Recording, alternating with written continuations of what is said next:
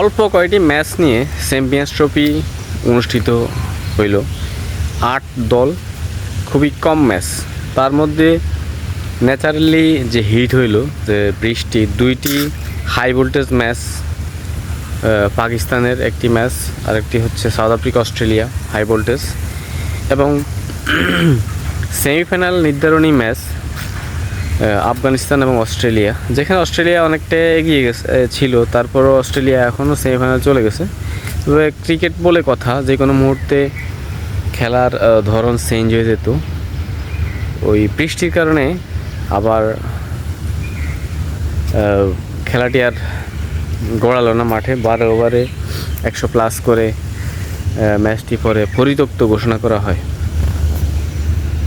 এখন যে বৃষ্টির কারণে যদি এই মুহূর্তে আসলে পাকিস্তানের ওয়েদার কেন বৃষ্টি, এটা তো আইসিসির আগেই দেখা উচিত ছিল।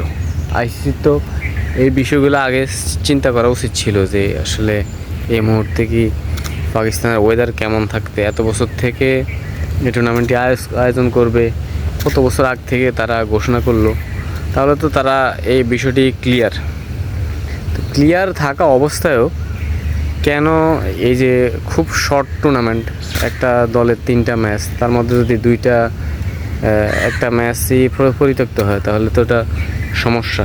বেশি সমস্যা হয় বিজ্ঞাপন সংস্থাগুলো, যারা বিজ্ঞাপন স্পন্সরগুলো করছে, তাদের আসলে আমি মনে করি অনেকটাই লস। কারণ একটা ম্যাচ যদি না গড়ায়, তাদের স্পন্সরগুলো অ্যাডগুলো যদি মার্কেটে না আসে, তাহলে এটা খুবই বিপজ্জনক।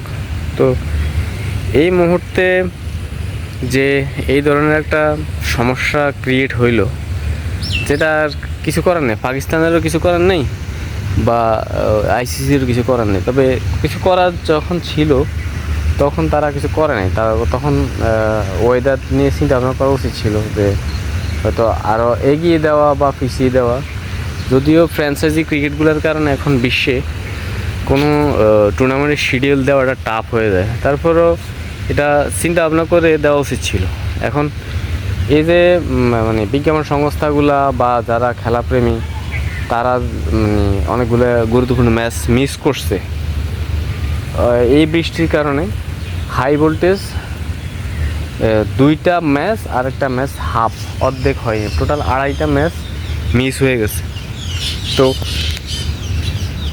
আইসিসি এবং পাকিস্তানের এই বিষয়গুলো নিয়ে বসা উচিত ছিল, যে এই মুহূর্তের বৃষ্টি, কারণ এই মুহূর্তে অলরেডি উইন্টার শেষের দিকে। এখন তো আসলে যেটা আমরা বাংলাদেশে চিন্তা করি, আমাদের এই মুহূর্তে বৃষ্টি হয় হঠাৎ করে একটু বৃষ্টি হইতে পারে। পাকিস্তানের ওয়েদার সম্বন্ধে তো আমাদের জানা নেই, পাকিস্তানের ওয়েদার কেমন, যে শীত যাওয়ার সাথে সাথে এরকম কন্টিনিউয়াস বৃষ্টি। এটা তো আইসিসিকে চিন্তা ভাবনা করেই এই ধরনের একটা শিডিউল তৈরি করা উচিত ছিল। তো যাই হোক, মানে স্পন্সর এবং এই শর্ট কয়েকটি ম্যাচ, তার মধ্যে যদি এভাবে ফেস করতে হয়, তাহলে আর কিছু বলার নেই।